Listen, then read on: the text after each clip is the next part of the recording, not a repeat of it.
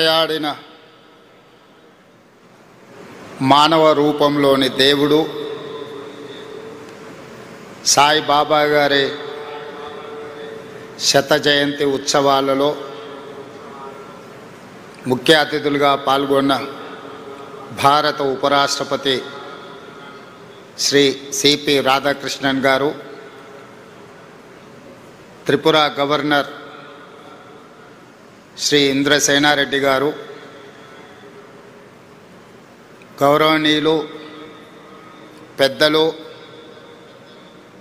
మనందరి అభిమాన నాయకుడు, ఆంధ్రప్రదేశ్ ముఖ్యమంత్రి వర్యులు నారా చంద్రబాబు నాయుడు గారు, ఆంధ్రప్రదేశ్ మంత్రివర్యులు యువమిత్రులు నారా లోకేష్ గారు, వేదిక మీద ఉన్న పెద్దలు, ఈ పవిత్ర స్థలాన్ని సాయిబాబా గారి శత జయంతి ఉత్సవాలలో పాల్గొనడానికి విచ్చేసిన వేలాది మంది భక్తులందరికీ కూడా బాబా గారి శత జయంతి శుభాకాంక్షలు తెలియజేస్తున్నా. వ్యక్తిగతంగా తెలంగాణ రాష్ట్ర ముఖ్యమంత్రిగా ఈ కార్యక్రమంలో పాల్గొనడం ఒక గొప్ప గౌరవం, అరుదైన అవకాశం. బాబా గారు మనుషుల్లో దేవుడిని చూశారు, ప్రేమతో మనుషులను గెలిచారు, సేవలతో దేవుడుగా ఈనాడు కొలువబడుతున్నాడు.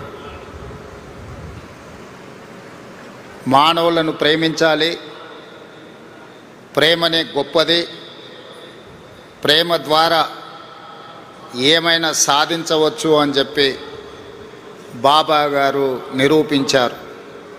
వారు ఉన్నా, వారు మన మధ్యలో లేకపోయినా, వారి భావన, వారి ఆలోచన, వారిచ్చిన స్ఫూర్తి ఈనాడు ఈ శత జయంతి ఉత్సవాలలో నిర్వాహకుల అందరిలోనూ కనిపిస్తుంది. ఈనాడు వారి గురించి మాట్లాడుకోవాలన్నా, వారి సేవలను స్మరించుకోవాలన్నా, ప్రభుత్వాలు కూడా కొన్ని సందర్భంలో చేయలేని పనులను బాబా గారు, బాబా ట్రస్ట్ ప్రజలకు సేవలను అందించడం జరిగింది. అందులో ముఖ్యంగా కేజీ టు పీజీ ప్రతివాడికి విద్యను అందించాలి, ప్రతివాడు చదువుకోవడం ద్వారా జీవితంలో రాణించగలుగుతాడును నమ్మి ప్రభుత్వాలతో పోటీపడి కేజీ నుంచి పీజీ వరకు పేదలకు ఉచితంగా విద్యను అందించడం ద్వారా వేలాది లక్షలాది మంది యొక్క జీవితాలలో వెలుగులను బాబా గారు నింపగలిగారు. అదేవిధంగా వైద్యం, ప్రభుత్వాలు అందించిన పేదలకు వైద్యం సరిపోనప్పుడు బాబా గారు చివరి దశలో ఉన్న వాళ్ళను, మరణం తప్ప మాకు ప్రత్యామ్నాయం లేదు అనుకున్న వాళ్ళను లక్షలాది మందిని బ్రతికించడం ద్వారా ప్రాణమిచ్చే దేవుడితో సమానంగా వాళ్ళని బ్రతికించి ప్రజలలో దేవుడుగా ఈనాడు కొలవబడుతున్నాడు బాబా. అదేవిధంగా ముఖ్యంగా పాలమూరు లాంటి వలస జిల్లాలు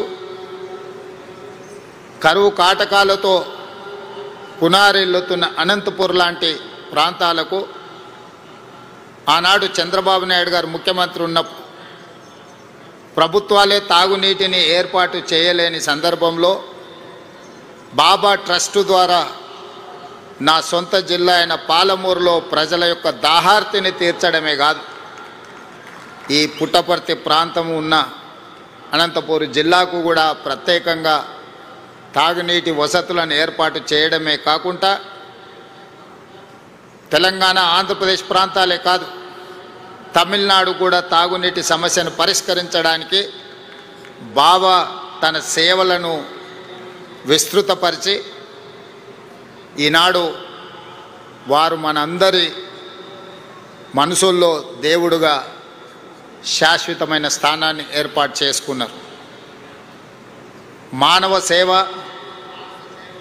మాధవ సేవ అని బోధించడమే కాదు, సంపూర్ణంగా నమ్మి విశ్వసించి అమలు చేయడం ద్వారా విద్య, వైద్యము, తాగునీటి సమస్యల్ని పరిష్కరించడమే కాకుండా ప్రపంచంలో కోట్లాది మంది అగమ్య గోచరంగా ఉన్నప్పుడు వాళ్ళకు ఒక స్పష్టతను ఇచ్చి జీవితంలో ఒక లక్ష్యాన్ని చేరడానికి అవసరమైన స్థైర్యాన్ని అందించి ఈనాడు ఈ తెలుగు రాష్ట్రాల్లోనే కాదు, భారతదేశ సరిహద్దులు దాటి 140 దేశాలలో ఈనాడు బాబా గారికి భక్తులు ఉండడమే కాకుండా వారి సేవలను విస్తరించి ఈరోజు మానవాళికి సేవలు అందిస్తున్నారు బాబా ట్రస్టుకు సంబంధించిన పెద్దలందరూ.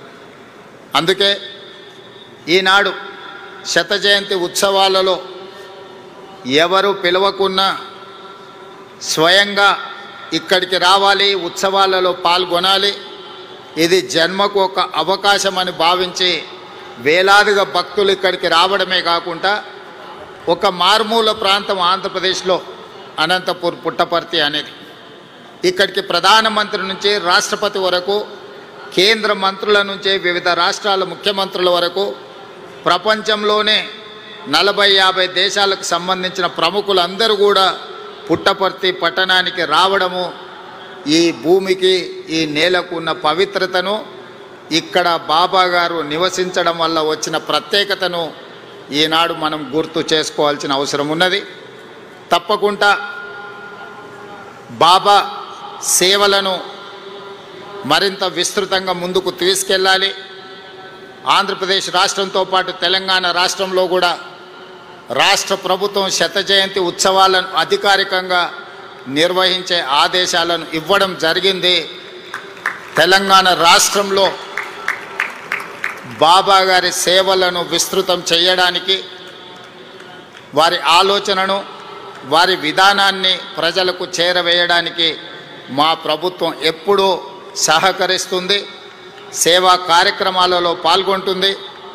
ఈ కార్యక్రమానికి నన్ను ప్రత్యేక ఆహ్వానితులుగా ఆహ్వానించి ఇంత గొప్ప కార్యక్రమంలో పాల్గొనడానికి అవకాశం కల్పించిన నిర్వాహకులకు అందరికీ కూడా మనస్ఫూర్తిగా కృతజ్ఞతలు, ధన్యవాదాలు తెలియజేస్తూ భక్తులందరి దగ్గర సెలవు తీసుకుంటున్నాను. ధన్యవాదాలు.